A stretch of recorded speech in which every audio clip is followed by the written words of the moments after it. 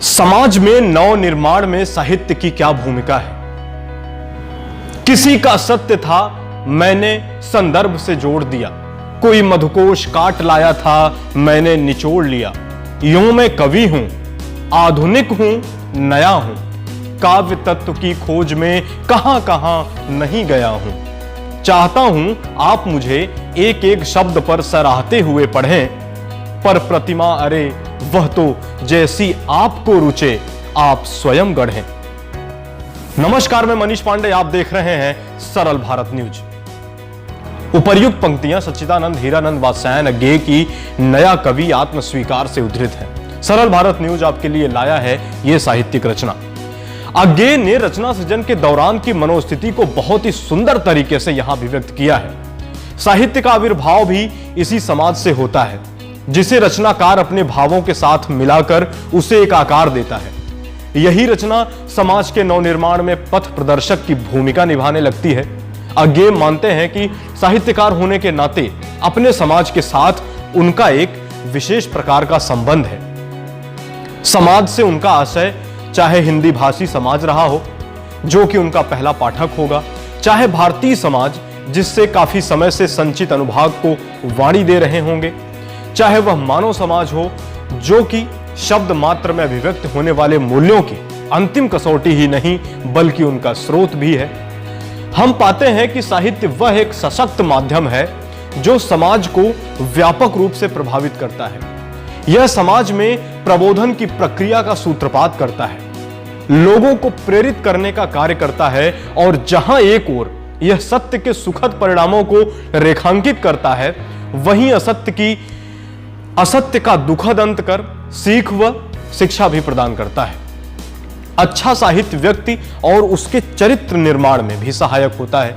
यही कारण है कि समाज के नव निर्माण में साहित्य की केंद्रीय भूमिका होती है। इससे समाज को दिशा बोध होता है और साथ ही उसका नवनिर्माण भी होता है। साहित्य समाज को संस्कारित करने के साथ साथ जीवन की मूल्यों की भी शिक्षा देता है एवं कालखंड की विसंगतियों, विद्रूपताओं एवं विरोधाभासों को रेखांकित कर समाज को संदेश प्रेषित करता है, जिससे समाज में सुधार आता है और सामाजिक विकास को गति मिलती है। साहित्य में मूलतः तीन विशेषताएं होती हैं जो इसके महत्व को रेखांकित करती हैं। उदाहरण स्वरूप साहित्य अतीत से प्रेरणा लेता है, वर्तमान को चित्रित करने का कार्य करता है और भविष्य का मार्गदर्शन करता है। साहित्य को समाज का दर्पण भी माना जाता है। हालांकि जहां दर्पण मानवीय बाह्य विकृतियों और विशेषताओं का दर्शन कराता है, वहीं साहित्य मानव की आंतरिक विकृतियों और खूबियों को चिन्हित करता है। सबसे महत्वपूर्ण बात यह है कि साहित्यकार समाज में व्याप्त विकृतियों के निवारण हेतु अपेक्षित परिवर्तनों को भी साहित्य में स्थान देता है। साहित्यकार से जिन बृहत्तर अथवा गंभीर उत्तरदायित्वों की अपेक्षा रहती है, उनका संबंध केवल व्यवस्था के अस्थायित्व और व्यवस्था परिवर्तन के नियोजन से ही नहीं बल्कि उन आधारभूत मूल्यों से है जिससे इनका निर्णय होता है कि वे वांछित दिशाएं कौन सी हैं, और जहां इच्छित परिणामों और हितों की टकराहट दिखाई पड़ती है, वहां पर मूल्यों का पदानुक्रम कैसे निर्धारित होता है। साहित्य समाज की उन्नति और विकास की आधारशिला रखता है। साहित्य हमारे जीवन में बहुत ही महत्वपूर्ण स्थान रखता है। इस संदर्भ में अमीर खुसरो से लेकर तुलसी, कबीर, जायसी, रहीम, प्रेमचंद, भारतेंद्र, निराला, नागार्जुन तक की श्रृंखला के रचनाकारों ने समाज के नव निर्माण में अभूतपूर्व योगदान दिया है। व्यक्तिगत हानि उठाकर भी उन्होंने शासकीय मान्यताओं के खिलाफ जाकर समाज के निर्माण में हेतु कदम उठाए।